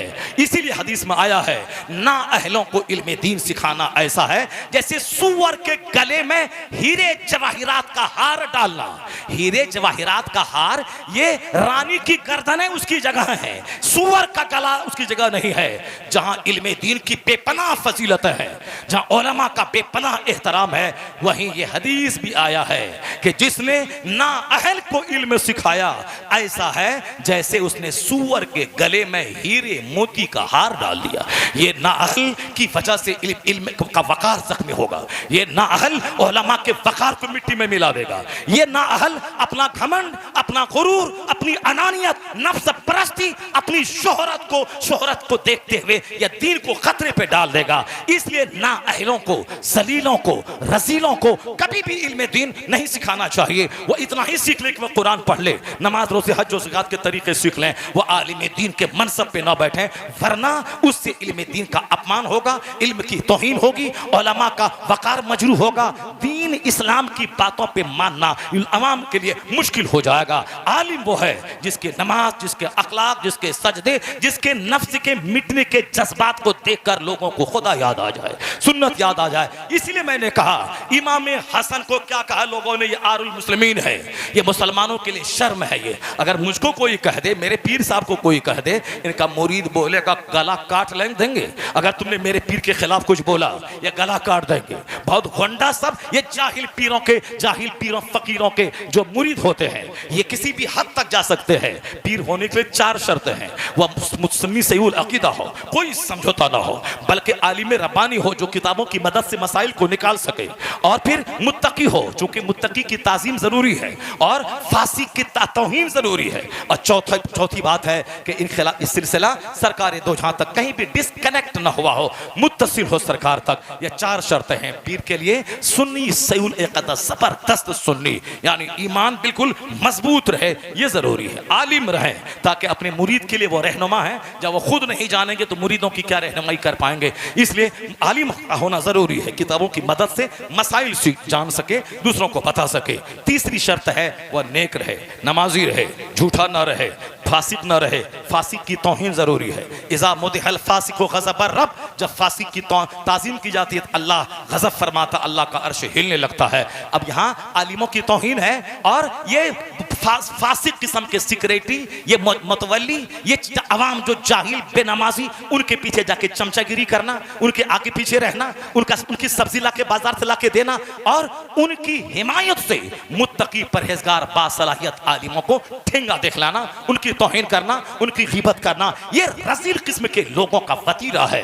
वो जाहिल से दूर रहना चाहिए जो बेनमाजी, शराबी, पापी, माँ बाप का नाफरमान है, मगर चूंकि वो मनसब और पोस्ट पर है, उनकी खिदमत करना, उनकी साहब चापलूसी करना, और फिर ये नेक परहेजगार मुत्तकी बुखारी पढ़ाने वाले शेखुल हदीस के खिलाफ साजिशें रचना, ऐसे ही जलीलों से धीरे धीरे मकतब और मदरसा भरता जा रहा है। हर जगह लड़ाई झगड़े, साहब फासिक, शराबी, बेनमाजी, मैनेजर और ट्रस्टी और मुतवल्ली की चापलूसी करना, उसकी चमचागिरी करना, उनके दरवाजे पर बैठ उनके बच्चे को खिलाना, उनकी सब्जी बाजार से ला के देना, और मुत्तकी परहेजगार आलिम दीन जो बुखारी शरीफ पढ़ाता है, शेखुल हदीस है, उनको सलाम नहीं करना, और उनका चापलूस होने की वजह से इन पर धौंस जमाना, इनको निकालने की साजिश रचना, ऐसे जलीलों, रजीलों, खबीसों, मरदूदों और फासिकों की तलवार, फासिकों का तलवार चाटने वालों से मकतब और मदरसा भरता जा रहा है। इज़ा मुदहल फासिको गज़ब रब वहतज़लहुल अर्श, हदीस में आया है जब फासिक की तारीफ की जाती है तो अल्लाह का अर्श हिलने लगता है, अल्लाह गज़ब फरमाता है। और हमने तबसरा सब भी किया है, जो लोग भी इस तरह के काम करते हैं। इमाम हसन आज हमारे लिए मोहतरम है, करोड़ों लोग आज उनका नाम लेते हुए मेरे इमाम हैं। उस वक़्त भी मदीना के सारे लोग आप पर जान देते थे, 40,000 अरब आपके पीछे थे, मगर इमाम हसन खिलाफत छोड़कर फ़कीराना ज़िंदगी गुजारने मदीने में आ गए। लोगों ने क्या कहा, ये आरुल मुस्लिमीन है, ये मुसलमानों के लिए शर्म है, शर्म है, शेम शेम शेम। क्यों? 40,000 अरब इनके लिए जान देने को तैयार है, या बुज़दिली दिखाते हुए अमीर मुआविया को खिलाफत देकर मदीना आ गए दुर्वेश बन के रहने के लिए, जबकि हुजूर क्या वो इल्म जाहिर हुआ, हुजूर की वह पेशगोई जाहिर हुई। सरकार ने जो कुछ कहा था, हुजूर का इल्म गैब मुस्तफ़ा ने कहा था, इब्नी हाज़ा सय्यदुन लअल्लल्लाह अन युस्लिह बिही बैन फ़िअतैन मिनल मुस्लिमीन, मेरा बेटा हसन सरदार है, अल्लाह इसके जरिए मुसलमानों के दो गिरोह में सुलह पैदा फरमा देगा। या मेरा बेटा सरदार है, हसन ने सरदारी दिखाई, चौड़ा सीना दिखाया, खिलाफत दे दी अमीर मुआविया को, कत्ल और खून रेज जंग से मुसलमानों को बचा लिया। मगर जब लोगों ने कहा कि आरुल मुस्लिमीन है, इमाम हसन ने मुस्कुराते हुए कहा, ठीक है, तुम लोग मुझे आर कह दो, शर्म कह दो, शेम कह दो, मगर इतना जान ले, अल आरो खैरुम मिनन नार। या 1 करोड़ तकरीर पे भारी है यह जुमला इमाम हसन का। क्या कहा? अल आरो खैरुम मिनन नार, ये दुनिया में आर कहलाना, शर्म कह जाना जहन्नम की आग से बेहतर है, जहन्नम की आग से बेहतर है। क्या मैं तेरी खुशनुदी की खातिर मुसलमानों को कटवा के और मैं जहन्नम पहुंचूं, नाना के खुदा को नाराज करूं? हमें दुनिया की बेइज्जती गवारा है तेरा शर्म कहना, मगर जहन्नम की आग से बचना, जहन्नम की आग से बचने के लिए आर कहलाना ज्यादा बेहतर है। ए मुस्लिम, हराम को छोड़ दे, हलाल को इख्तियार कर, दुनिया की बेइज्जती को छोड़ दे, आखिरत की इज्जत को इख्तियार कर ले। अगर रिश्वत दे के नौकरी लग रही है, छोड़ दे रिश्वत। दुनिया में करोड़ों लोग खाते पीते हैं, सबको अल्लाह खिलाता है, तुम छोड़ दे अल्लाह की खुशनुदी की खातिर, फिर देख अल्लाह तुम्हें कहां से रोजी देता है। अगर दुनिया की बेइज्जती बर्दाश्त करनी पड़े, बर्दाश्त कर लेना, आखिरत की रुसवाई से बेहतर है। यहां लोगों ने ठान लिया है, जन्नत मिले ना मिले, आखिरत मिले ना मिले, दुनिया में मकान मिले, गाड़ी मिले, अच्छा खान पान मिले, औलाद मिले, शादी में धूमधाम मिले, अल्लाह रसूल नाराज हो जाए चलेगा, मगर मेरा दामाद नाराज ना हो, मेरी बीवी नाराज ना हो, मेरे बच्चे नाराज ना हो, मेरा समाज नाराज ना हो। अहले बैते मुस्तफा क्या कहता है? सारी दुनिया नाराज हो जाए चलेगा, मगर खुदा रसूल का खुश रहना चाहिए, अल्लाह रसूल राजी रहें। इस फार्मूले को हमेशा अपने घर से लेके बाहर तक, शादी, ब्याह, अकीका, खतना, वलीमा, पंचायती और गांव घर का मैटर, समाज, लड़ाई झगड़ा, इख्तलाफ, मस्जिद, मदरसा, खानका, हर जगह अगर इमाम हसन का यह कौल सामने रहा, अल आरो खैरुम मिनन नार, तो बेशुमार मसले का हल निकल जाएगा। हजरत इमाम हसन को जहर दे दिया गया, आप शहीद हो गए। अमीर मुआविया 20 साल तक खिलाफत के बाद इंतकाल कर गए। यजीद जबरदस्ती खलीफा बन बैठा। इमाम हसन ने नहीं कहा कि अब वो इंतकाल कर गए हैं तो मुझको खलीफा मान लो, नहीं, आप ना 20 साल के अंदर कभी फौज लेके गए, एक बार भी चढ़ाई नहीं की, आप 1 लाख लोगों को लेके मदीना से निकल जाते नहीं। 20 साल का वक्फा बहुत लंबा होता है। जो लोग ये कहते हैं कुर्सी के लिए गए थे, लड़ाई के लिए, कुर्सी के लिए गए थे, सत्ता के लिए गए थे, इसलिए ऐसा हो गया। 20 साल का लंबा पीरियड है, एक बार भी इमाम हुसैन अमीर मुआविया के खिलाफ आप कोई फौज लेके आपने चढ़ाई नहीं की, मुतालबा नहीं किया कि खिलाफत मुझको दे दो, मेरे भाई ने तुझको दिया था और मुझको खिलाफत दे दो। नहीं नहीं, वो जब अमीर मुआविया रज़ी अल्लाह तआला अन्हु का विसाल हो गया, यजीद जबरदस्ती खलीफा बन बैठा, उसके बाद वह जबरदस्ती इमाम हुसैन को झुकाते हुए ये इनसे बैत ले लो, अपने कासिद को बढ़ाया, तमाम लोगों से बैत लो और बिलखुसूस हुसैन इब्ने अली से मेरी बैत ले लो कि मुझको बादशाह मान ले। तब इमाम हुसैन ने कहा ऐसा नहीं होगा कि हमारे जैसे लोग उन जैसे लोगों की बैत करें, उनको समर्थन दे दें। अब यजीद तो पहले उसकी आज़ादी, आज़ाद ख्याली पहले से मशहूर थी, लेकिन खिलाफत के बाद उनकी आज़ादी चरम सीमा पे पहुंच गई। नमाजें छोड़ना, जमात छोड़ना और साहब शराब पीना, फिस्क फजूर में आगे बढ़ जाना, ये सारी खबरें इमाम हुसैन के पास आई। इमाम हुसैन का नहीं, फासिक फाजिर पे की बैत में नहीं करूंगा। सिद्दीक अकबर मुस्तफ़ा का जानशी, मुत्तकी का सरदार, उमर फारूक मुत्तकी का सरदार, उस्मान गनी मुत्तकी का सरदार, मौला अली मुत्तकी का सरदार, इमाम हसन मुश्तबा मुत्तकी का सरदार। अब एक अमीर मुआविया, वो मुत्तकी, नेक, परहेजगार, अखलाक, दीन का हमदर्द हाकिम, लेकिन ये फासिक फाजिर अब ये खिलाफत का दावेदार बन बैठा है। नहीं होगा ऐसा। फिर उसके बाद आपके सामने दो ऑप्शन रह गया। अगर यजीद की नहीं मानेंगे, बस यही एक आखिरी बात सुन ले, अगर यजीद की नहीं मानेंगे तो फिर क्या होगा? यजीद मेरी जान खून का प्यासा हो जाएगा, मेरा दुश्मन हो जाएगा।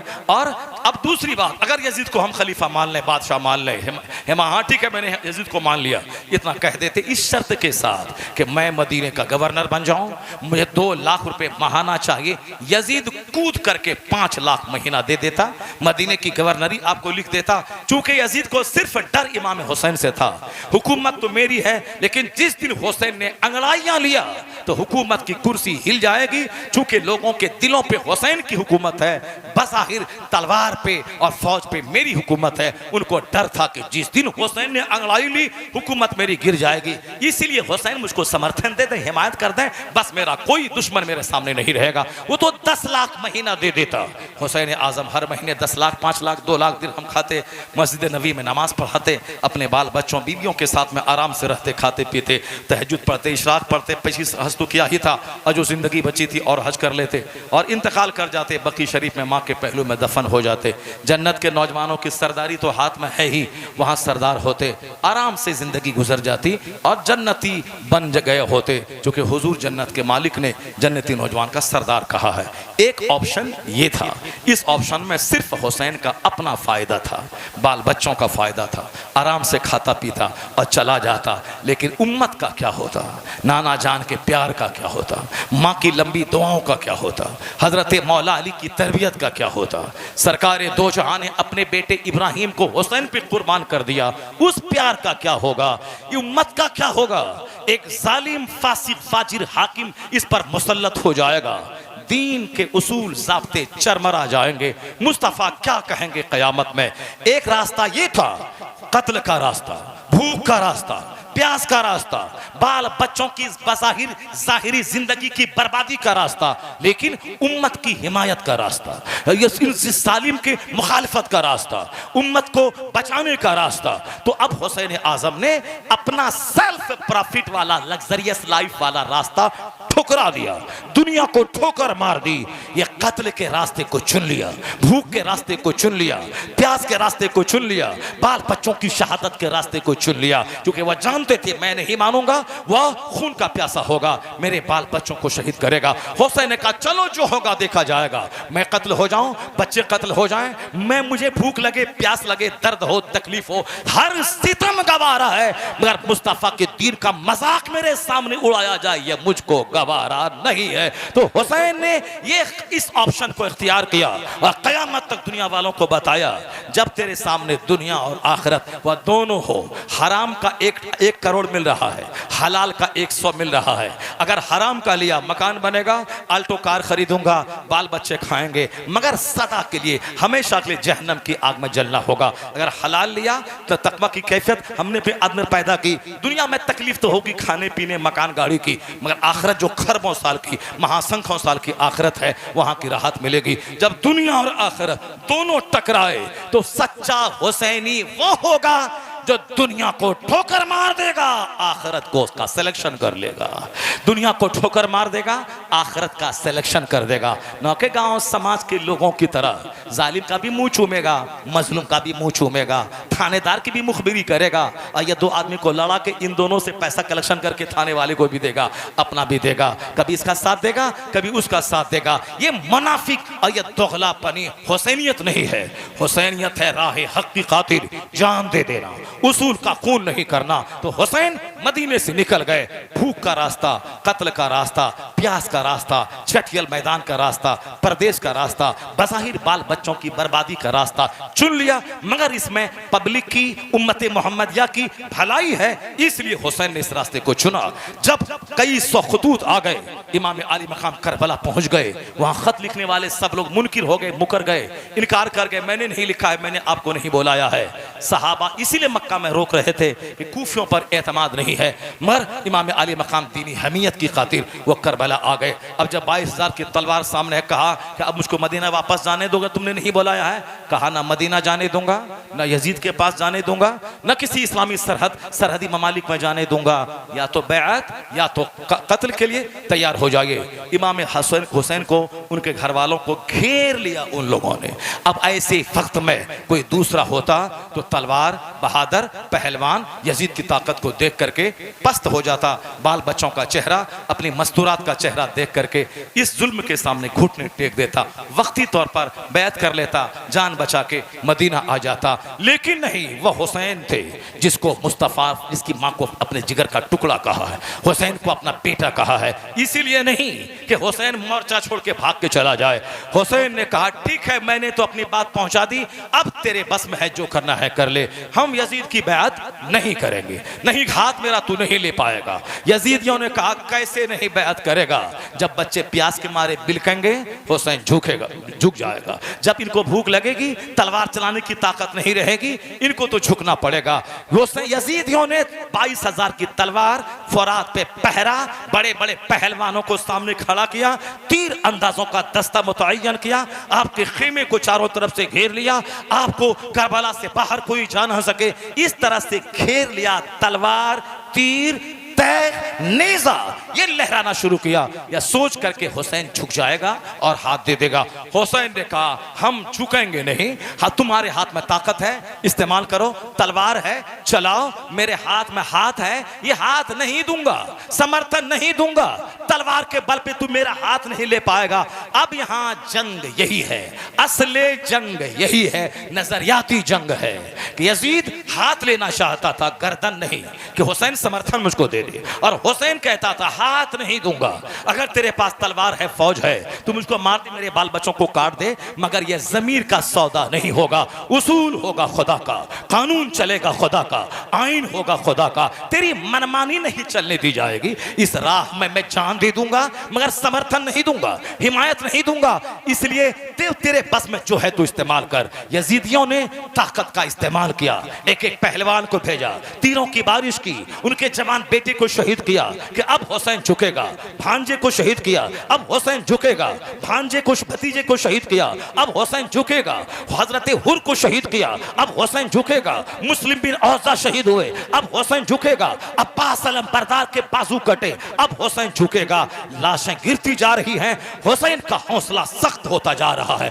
नहीं झुकूंगा, चाहे बच्चों को तो जान तो जानी ही है, चाहे आज जाए चाहे 50 साल के बाद जाए, मगर वह जान जो रब की खातिर जाए, वह एक जानी हजारों जार में कुर्बान करता जाऊं। नहीं तू ले पाएगा मेरा दिल, मार दे मेरे एक अली असगर को, नहीं 1000 अली असगर को मार दे, ये हाथ नहीं ले पाएगा। यजीदियों ने कहा कैसे नहीं देगा, सितम पे सितम ढाना शुरू किया, हुसैन ने सब्र का रिकॉर्ड बनाना शुरू किया, यहां तक कि 72 जख्म नेज़ों के, हजारों जख्म तीरों के खाकर मेरा इमाम अली मकाम घोड़े से नीचे गिर गए, जख्मों से निढाल हो गए, अपना सर सजदे में रख दिया, सुबहान रब्बियल आला की सदा, अल्लाह तू पाक है, तू पाकीज़गी वाला है, सुबहान रब्बियल आला कहता रहा, जान जाने आफरी के हवाले कर दी। यजीदी हाथ मल के रह गया कि सारी ताकत झोंक कर हुसैन का हाथ नहीं ले पाया, यजीदी हार गया और हुसैन सारा सितम सह के अपना हाथ बचा के चला गया।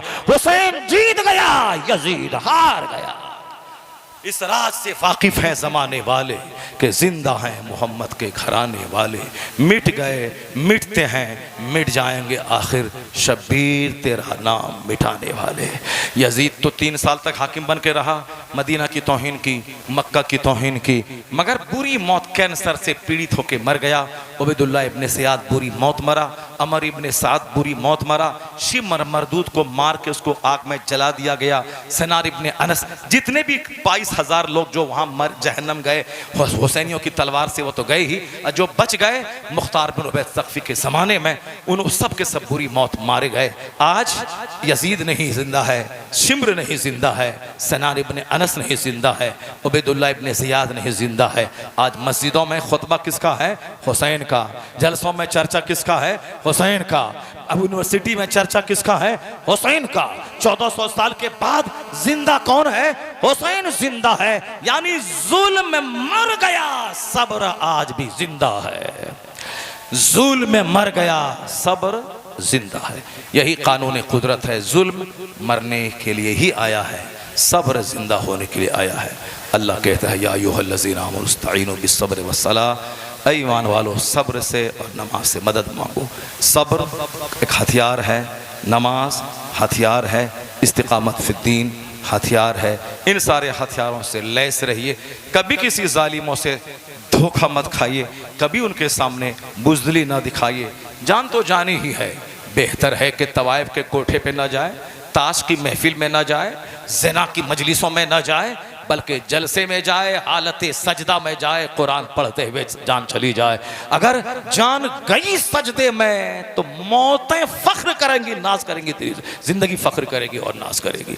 इसलिए हमेशा अच्छी बातें ज़बान से बोलना चाहिए, अच्छे माहौल में रहना चाहिए, अच्छी नशिस्तों में। मौत आनी ही किसी वक्त आ सकती है, मस्जिद में आ जाए, जलसे में आ जाए, अल्लाह अल्लाह करते हुए आ जाए, तिलावत करते हुए आ जाए, हक़ बोलते हुए आ जाए।